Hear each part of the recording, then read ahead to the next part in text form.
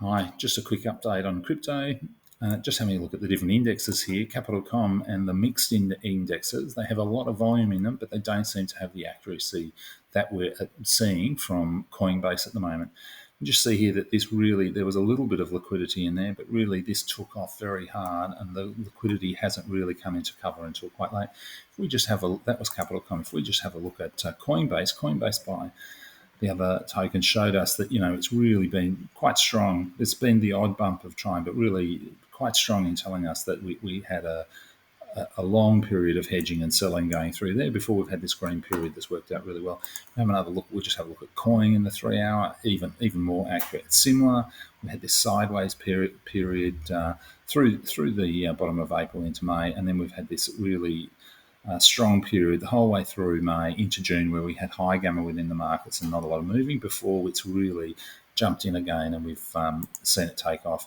If we just have a look what's happened in the last day, we can see a little bit of a flat period, but it's really ended up a lot greener again.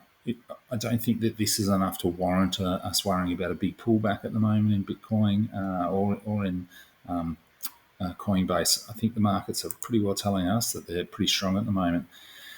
It's slightly different in Bitcoin. Bitcoin has started to sit above the line a little bit more in irregular liquidity rather than below the line.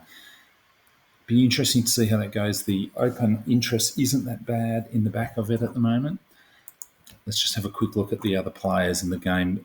Mara had quite strong buying today into the end of the day. Be interesting to see if we get some follow through. It's really a little bit behind all the other players at the moment. Riot's had a really good day, even after coming out of quite a heavy